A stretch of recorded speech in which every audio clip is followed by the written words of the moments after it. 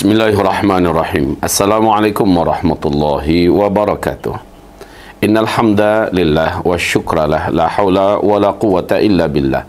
Allahumma salli wa sallim ala habibina habibika nabiyil mursal khatamal anbiya wan nabiyyin sayyidina Muhammad sallallahu alaihi wasallam. Ba'd.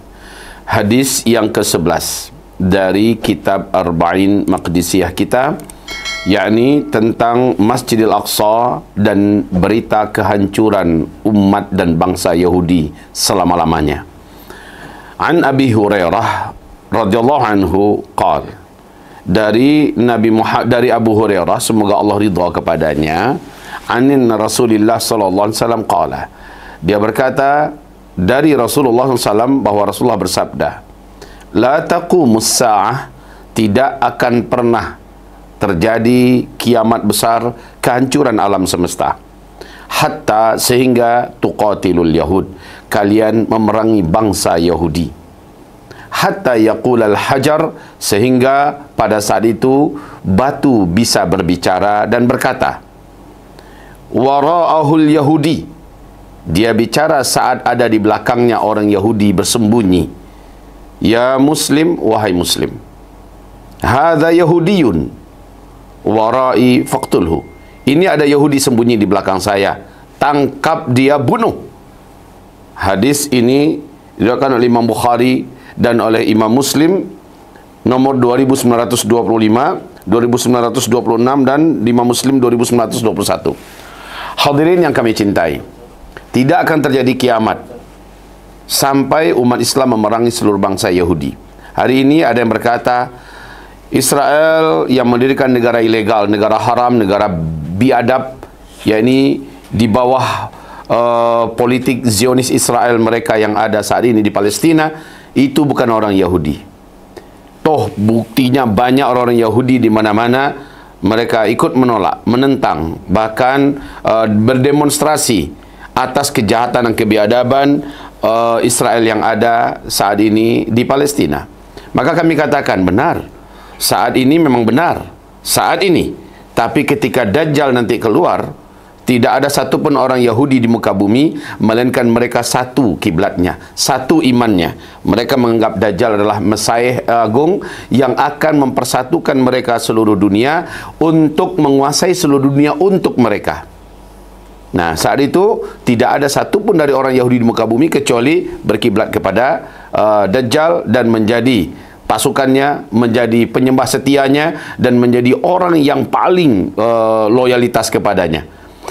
Adapun di hadis ini, yakni sehingga kamu memerangi orang Yahudi, maka orang Yahudi yang dimaksud diperangi ini adalah orang Yahudi semua yang hidup pada saat itu, wabil khusus, dan wabil khusus adalah Yahudi yang menjadi tentara elitnya Dajjal. Siapa itu tentara elitnya Dajjal? Kata Rasulullah sallallahu alaihi wasallam, Dajjal nanti muncul dari kota yang bernama Isfahan di Khurasan, dan itu adalah Iran hari ini.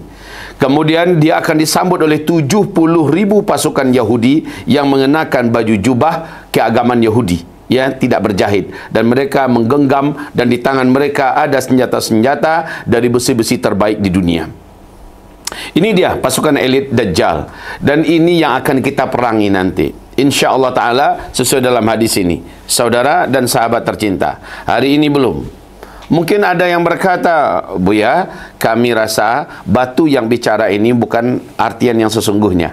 Maka kami akan melanjutkan dengan hadis di sebelahnya, masih diriwayatkan oleh Imam Muslim dari Abu Hurairah. Dia berkata, qala Rasulullah SAW, Rasul berkata, la taqumus sa'ah, kiamat tidak akan pernah terjadi hatta yuqatilal muslimun al yahud, sehingga orang-orang muslim memerangi orang Yahudi. Fayaqtuluhumul muslimun, seluruh orang-orang muslim ikut memerangi orang-orang Yahudi ini. Hatta yaqtabi al yahudiyyu min wara'il hajar wasyajar, sehingga setiap orang Yahudi yang bisa lari, mereka berusaha bersembunyi. Di mana saja mereka bersembunyi, ada bersembunyi di balik batu, ada bersembunyi di balik pohon, ada bersembunyi di balik tembok, di dalam gorong-gorong dan sebagainya. Fayaqulul hajaru awi syajar, maka saat itu batu bisa berbicara dan pohon Allah izinkan berbicara. Tempat di mana orang Yahudi bersembunyi Allah izinkan bisa berbicara. Pada hakikatnya sesungguhnya semua benda yang ada di alam semesta ini adalah makhluk Allah, wahai saudaraku. Hakikatnya seperti yang Allah umumkan dalam Al-Quran, tidak ada satu pun yang ada di langit dan di bumi kecuali seluruhnya bertasbih kepada Allah, bertakbir kepada Allah, memuji-muji Allah. Semuanya bisa mendengar, semuanya bisa melihat. Sebagaimana telah kami jelaskan sebelumnya, seluruhnya bisa menjadi CCTV Allah. Jadi tidak ada tempat kita bersembunyi dari Allah Subhanahu wa ta'ala. Jadi pada saat itu batu, pohon dan lain-lainnya diizinkan oleh Allah, suaranya bisa kedengaran. Ini yang paling benar ya, suaranya diizinkan oleh Allah bisa kedengaran. Karena pada hakikatnya mereka bisa bicara. Mungkin kami ingatkan bagaimana waktu ada bebatuan yang dilewati oleh Nabi Daud saat akan dipimpin oleh Talut untuk memerangi pasukan Goliat itu, Jalut, dengan pasukannya yang sangat perkasa, raksasa-raksasa kuat-kuat. Apa kata bebatuan yang ada? Wahai Daud, wahai Daud. Maka Daud melihat siapa yang sedang memanggilnya.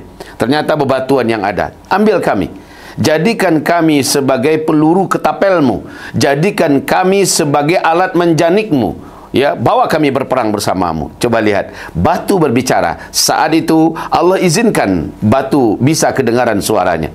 Mungkin kita tidak perlu heran lagi ketika burung hudhud bisa bicara dengan Nabi Sulaiman alaihissalam. Kita juga mendengar bagaimana ghurab, yakni burung gagak, bisa berbicara dan bahkan berpikir bagaimana cara menguburkan saudaranya waktu Qabil membunuh Habil. Mungkin kita masih teringat bagaimana semut saat pasukan Sulaiman akan datang, semut berkata, wahai pasukan, sembunyi cepat, masuklah lubang kalian. Sulaiman dan pasukannya akan lewat, nanti kalian kelindas, seluruhnya mati. Coba lihat, semua yang ada ini memang berbicara. Dan hari ini ada teknologi yang mampu membuktikan bahwa alam ini bisa bertasbih. Batu, pohon, ya, ini bisa bertasbih. Bahkan burung yang berterbangan bisa bertasbih. Kita masih ingat Nabi Muhammad SAW di Sahih Bukhari, saat diberi hadiah sebuah podium, ya, sebuah mimbar, dan beliau berkhutbah di sana. Maka seluruh sahabat pada hari Jumat itu mendengarkan suara gerugukan tangis, ya. Ternyata itu adalah batang kurma yang selama ini Nabi Muhammad memegangnya saat Nabi khutbah. Tapi ketika Nabi sudah diberikan mimbar atau podium itu, Nabi meninggalkan batang kurma tersebut dan Nabi sudah di atas mimbar. Ini menjadikan pohon kurma itu sedih. Selama ini dia disentuh, selama ini dia dipegang, dijadikan tempat Nabi bersandar. Sekarang Nabi telah meninggalkannya, menangislah pohon kurma itu dan seluruh sahabat bisa mendengarkan tangisan ini. Oke, apakah semuanya sudah bisa menyegarkan ingatan kita? Ternyata alam ini adalah merespon. Alam ini sesungguhnya makhluk Allah yang bisa melihat, bisa merasakan, bisa mendengar, dan bisa bertasbih kepada Allah dan bisa marah.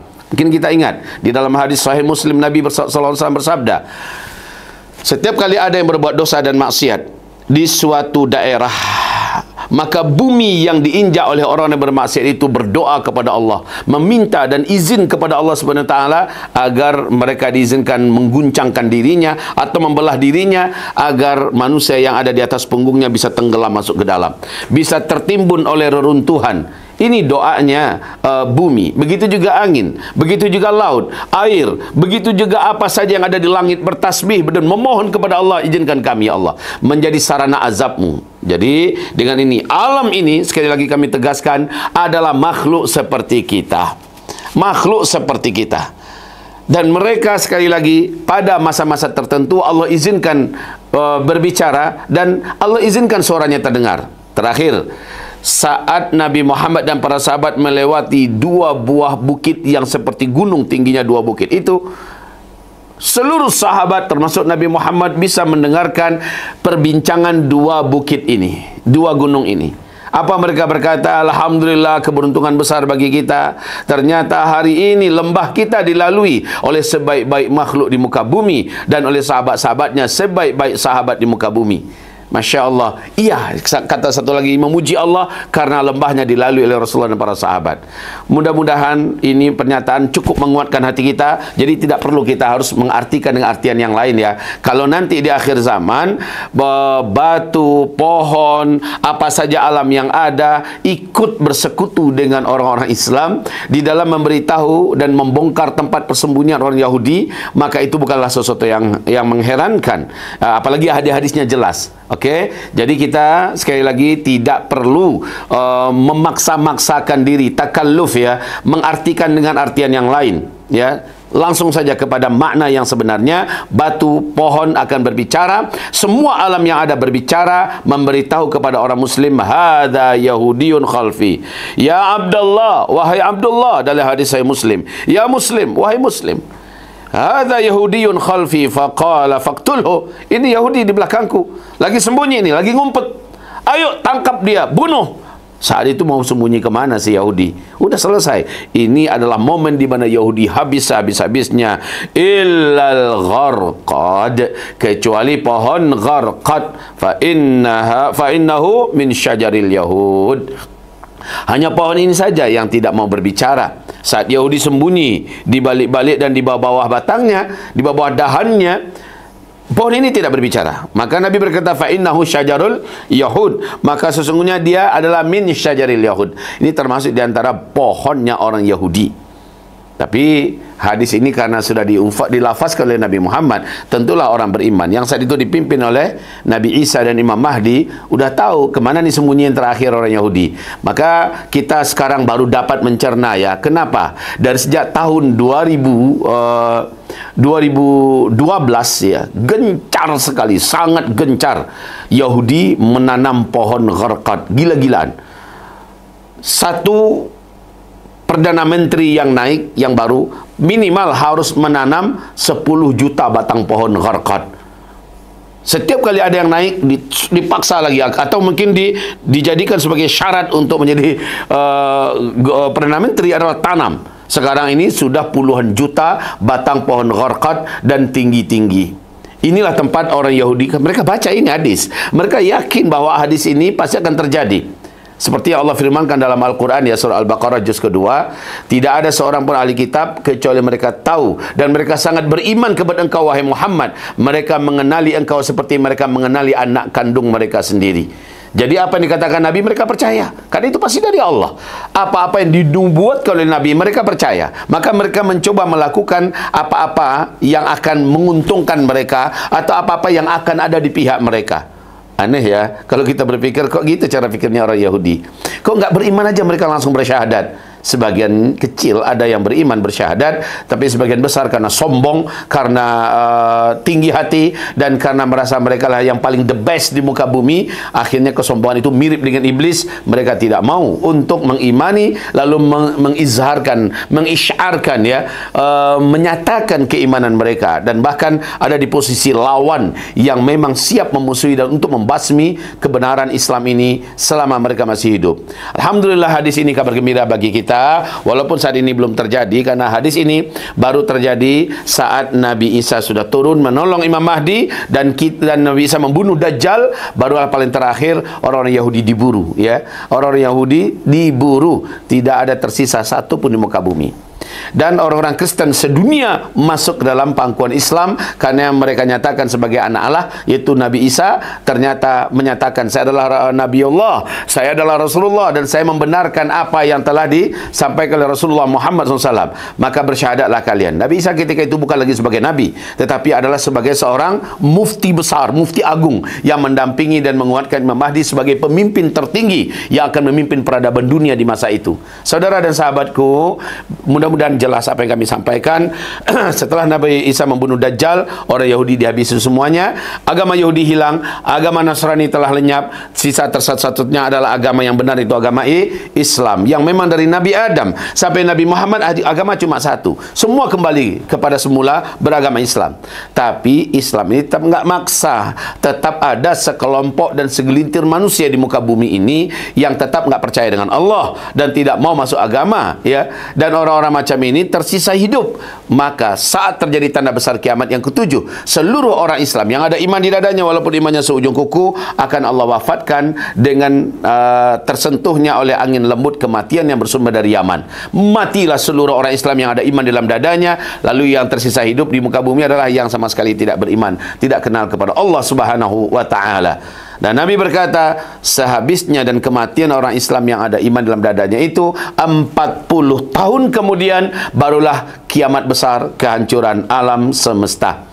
Kabar gembira ini menjadi motivasi bagi kita bahawa ternyata kemenangan Islam puncaknya di akhir zaman adalah Islam memimpin seluruh dunia dan tidak ada lagi agama apapun kecuali hanya Islam. Walaupun ada non-muslim yang tidak percaya dengan agama apapun, ya, mereka tidak dipaksa untuk beriman. La ikraha fiddin. Tetapi mereka juga hidup rukun, aman, tertib, damai di bawah pemerintahan Islam, dan mereka benar-benar tidak butuh untuk melakukan kejahatan karena semua kepentingan dan hajat hidup mereka terpenuhi di bawah pemerintahan Islam. Masya Allah. Allahu Akbar. Demikian, semoga kajian kita pada hari ini membuahkan iman dan memantapkan serta melihat masa depan penuh optimis bahwa kemenangan akan menjadi milik Islam dan akan dipercayakan kembali kepada umat Islam untuk menguasai dan memimpin seluruh dunia dengan sistem keadilan, sistem kesetaraan, sistem keimanan, dan sistem kenyamanan, keamanan yang tiada taranya. Dunia pada saat itu hidup bagaikan di bawah bayang-bayang surga.